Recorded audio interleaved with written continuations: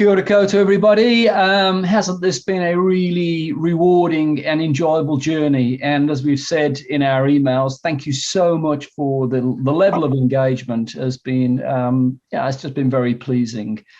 And we are now, of course, in Holy Week, which takes on an extra significance. We've been looking at the Beatitudes. So with us today is Rudy Vogels. Many of you will know Rudy, and have a little guess with all the various things you can see behind Rudy, what he does for a living. Rudy's in the building trade and has looked after many a building repair or two for peoples of the St. George's congregation, including the much needed renovations at the vicarage. So welcome, Rudy, great to have you. Well, St. George's, good to be part of this program. Thank you for inviting me. Oh, it's great to have you, Rudy. So we've talked about this. You'll have seen others. The sort of the basic question, but you can take it wherever you want, is what is it about the Beatitudes that intrigue you, inspire you, challenge you, all sorts of things to you? What do you think? Reread the Beatitudes, and kind of what struck me was initially, Jesus is speaking to his followers and people out there on the mountainside in the open air.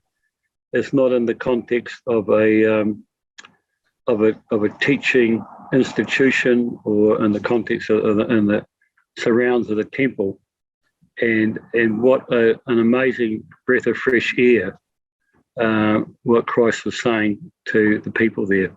Yeah. And something that I imagine was felt like a refreshing wind, but and maybe sound all very simple on the initial listening, but when we go deeper into the Beatitudes, they are incredibly challenging, and I imagine we're very challenging for the times, for the people.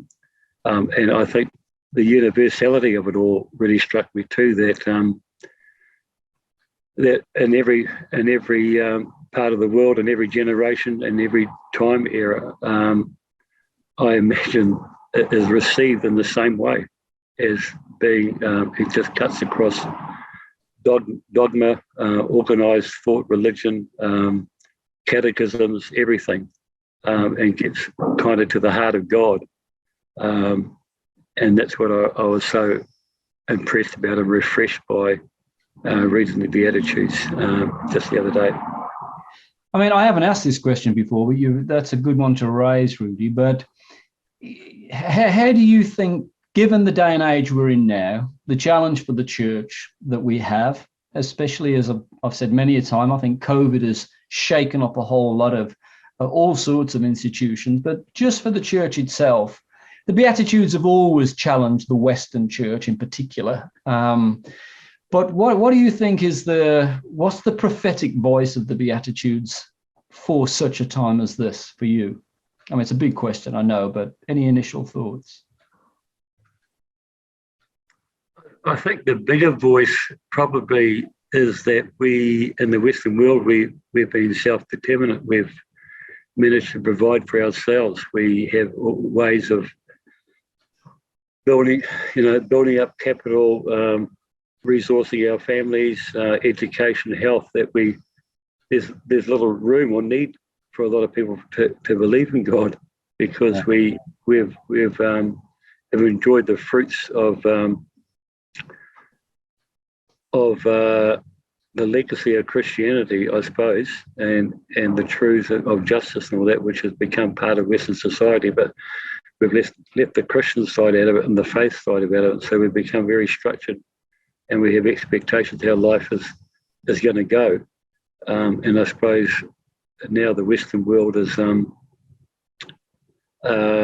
challenged by COVID, but also that we've got Ukraine happening, and thinking, how can we possibly be going back to a situation like that where we treat people like that, and we and it's quite shocking that we don't have control over our lives.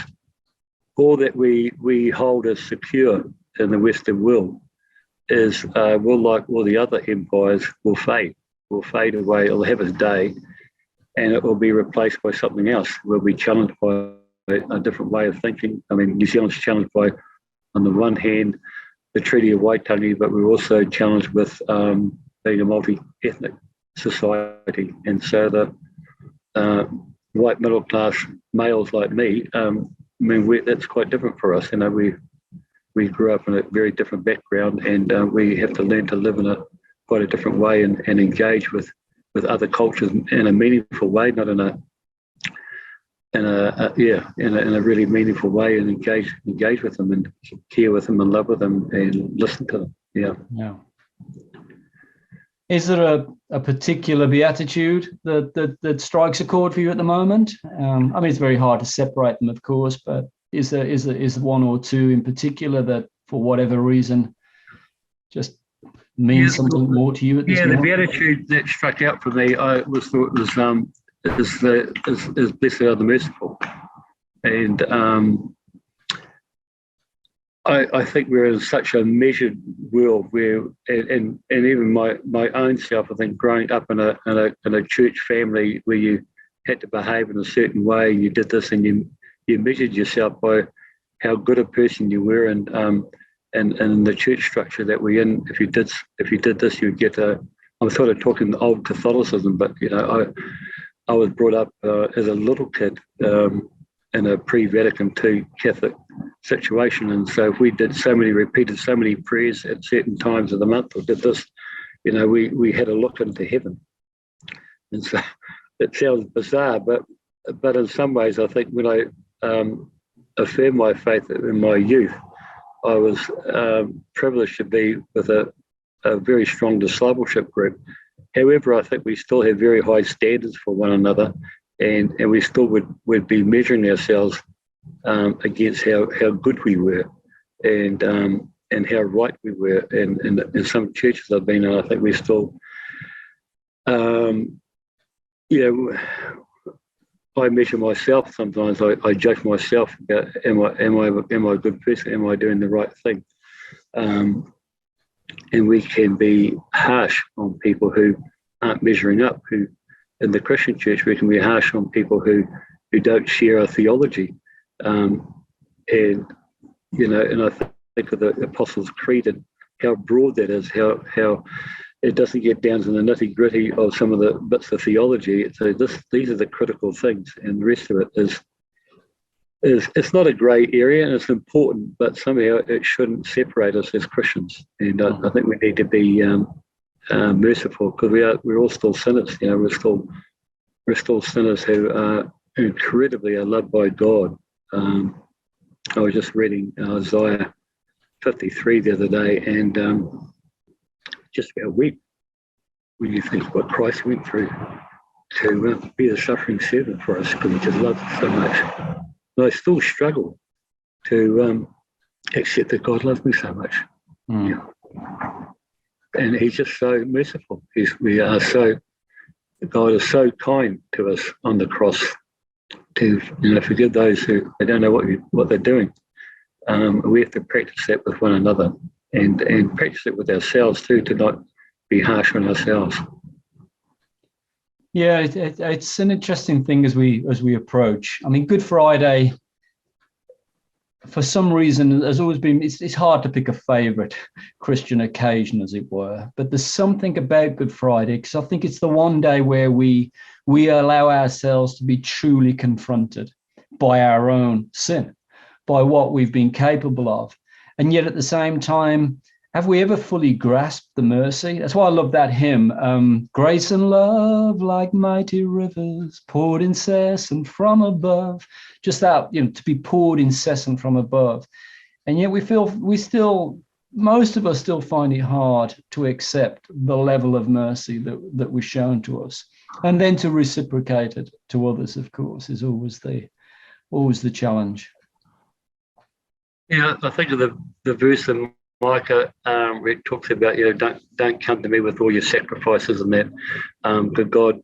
And those are sort of ways of we measure ourselves, like, have I done this? Have I done all that? But God says that this is the one to whom I will look, he who acts justly, loves mercy, loves mercy. And I keep thinking, do we love mercy? Do we grant mercy because we are morally superior and we feel like, oh well, we'll give you another chance?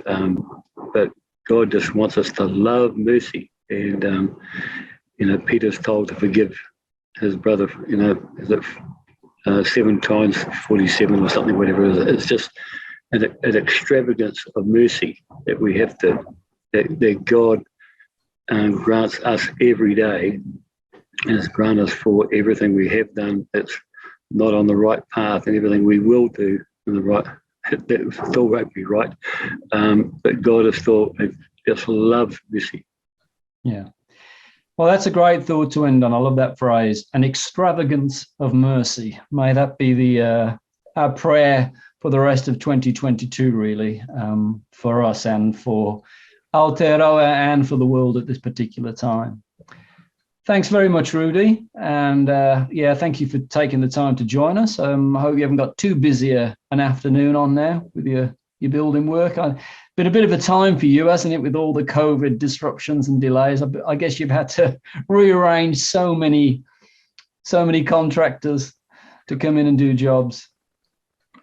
Yeah, it really has never been more challenging, and tough for the clients. It's expectations and everything is it's just gone out the door. So breathe in. I learned a new level of tolerance and mercy, and you ring up people, and you can hear their stress in their voice, and you have to practice mercy to people and know that they don't have the answers. They can't tell you when this material is going to come in, and they have to explain it to people. So it's difficult, but Well, all our prayers, Rudy, and God be with you in all of your building trade endeavours. And thank you so much for taking time to. God bless you, Whānau, as we look forward to Easter together.